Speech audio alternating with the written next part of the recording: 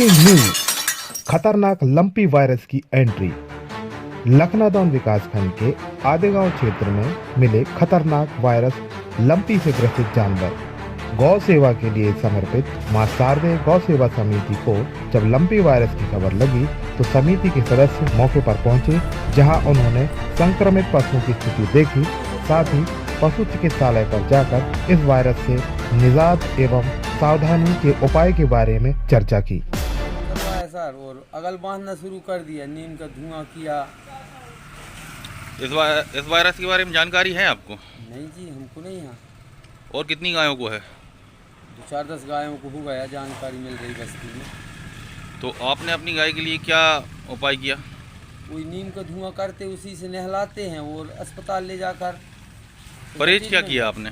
परहेज उसका अगल बांधे हम, अगल चरना पीना, उसके बर्तन अगल, पानी पिलाने के तसला वगैरह सब।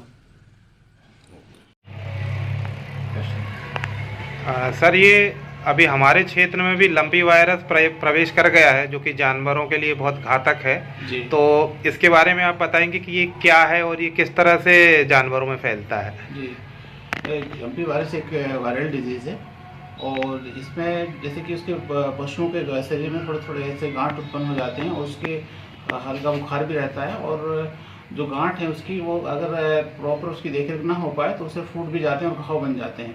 उसकी प्रॉपर ट्रीटमेंट करने के लिए है कि अपन कुछ डिवर्मिंग करते हैं और वैक्सीन भी अपने यहाँ उपलब्ध है, बट एक इतना लार्ज स्केल में भी अपने यहाँ सप्लाई हो रहा है, साथ में 2-3 काम है, तो हम वैक्सीनेशन भी हमारा चालू है, LSD का भी चालू है पूरे फील्ड में। और जैसे जो संक्रमित पशु हैं उनका हम हमारे डिपार्टमेंट के द्वारा उनका समुचित उपचार भी किया जा रहा है, और काफ़ी हम लोग ने उपचार करके काफ़ी जिन पशुओं को लंपी वायरस LSD से संक्रमित पशु थे वो काफ़ी हद तक हम लोग ठीक भी किया हुआ है, और ये कंटिन्यूस हमारे जो डिपार्टमेंट के लोग हैं इसमें लगातार प्रयासरत हैं और काम कर रहे हैं। सर, जैसे कोई जानवर ग्रसित हो जाता है इस वायरस से जी, तो प्राथमिक तौर पर क्या उसके लिए करना चाहिए कि लोग उसको किस तरह से ये फैल ना पाए, इसके लिए क्या उपाय हैं? जी, बहुत अच्छा प्रश्न है आपका सर। इसमें क्या होता है कि ये संक्रमित एक वायरल डिजीज है, तो जैसे जैसे अगर संक्रमित पशु के कांटेक्ट में दूसरे पशु आएंगे तो उनको भी ये फैलता है। तो इसके लिए जरूरी है कि हम लोग जैसे जिस भी पशुपालक के यहाँ पर अगर इस तरह का केस मिलता है, कोई गाय या भैंस इस तरह संक्रमित होती है, तो उस पशु को सेपरेट कर दें, मतलब उसे दूसरे पशु के से अलग रख दें, और गांव के जो पशु हैं उनको भी इसके संपर्क में ना आने दें, ताकि इससे हम काफ़ी हद तक हम इस बीमारी की रोकथाम में अपना सहयोग दे सकते हैं। कुछ प्राथमिक घरेलू उपचार हैं जो जानवर पे किए जा सकते हैं? सर, घरेलू उपचार में तो ये है कि जो उनका चारा पानी है वो अलग रखा जाए, और जो अच्छे मतलब जो आसानी से जो चारा मतलब जो पशु उससे रुचि रखते हैं तो उसे खिलाया जाए, और उससे बुखार है और दूसरी चीज़ें हैं तो उसमें अपन जो घरेलू उपचार हैं, जो काढ़ा वगैरह बना करके देते हैं हल्दी गुड़ अदरक का, वो पशुओं को खिला सकते हैं, पिला सकते हैं। अभी प्रशासनिक तौर पे हॉस्पिटल की क्या तैयारी है इसके लिए कि इनको जानवरों को इनसे बचाया जा सके?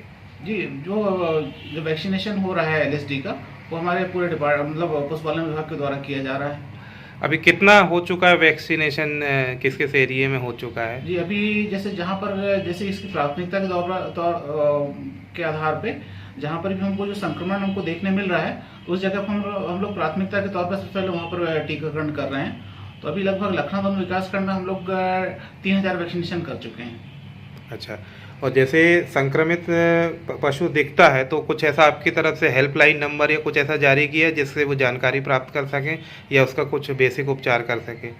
नहीं, ऐसा हेल्पलाइन नंबर तो अभी नहीं है, बट है कि हम लोग यही सहायता देते हैं जो संबंधित क्षेत्र, क्योंकि हमारे यहाँ पे जैसे KVC है या पशु औषधालय हैं, तो हर 5-6 गांव के बीच में एक मतलब एक व्यक्ति पदस्थ है अपने डिपार्टमेंट का, तो वो उनसे गाइडलाइन दे सकते हैं। हम लोग प्राय यही होता है कि जितने पशुपालक हैं वो जितने हमारे डिपार्टमेंट के लोग उसमें संपर्क में हैं, तो वो भी जो भी समस्या होती है तो उनसे संपर्क कर लेते हैं, तो हम समुचित उनसे जो भी देख रेख या उपचार की सलाह उन्हें देते हैं। ठीक सर, एक बहुत ही महत्वपूर्ण प्रश्न है जो बहुधा लोगों के दिमाग में आता है, वो ये है कि यदि लंपी से ग्रसित जानवर है और उसका दूध यदि इंसान पी लेता है तो इंसान को कुछ उसमें इफेक्ट पड़ेगा या कुछ उससे नुकसान होने की संभावना है? नहीं, ऐसी कोई संभावना नहीं है। इस तरह कोई जानकारी अपने को पूरे क्षेत्र से कहीं से भी प्राप्त नहीं है। तो उस तरह से क्या है कि जो अपन पशु जो संक्रमित पशु का भी अगर अपन दूध लेते हैं और स्वस्थ पशु का भी लेते हैं, सबसे पहले अपन उसको दूध को उबाल करके उसका उपयोग करते हैं। तो इस तरह से अभी तक के तो इस तरह से कोई फैलने की कुछ भी चीज़ नहीं नहीं हुआ है और ऐसा होता भी नहीं है। लंपी त्वचा रोग पशुओं में तेजी से फैलने वाला विषाणु जनित संक्रमित रोग है जो लंपी वायरस से होता है। संक्रमित पशुओं के शरीर पर परजीवी कीट, किलनी, मच्छर, मक्खियों से तथा दूषित जल, दूषित भोजन एवं लार के संपर्क से यह रोग तेजी से अन्य पशुओं में फैलता है।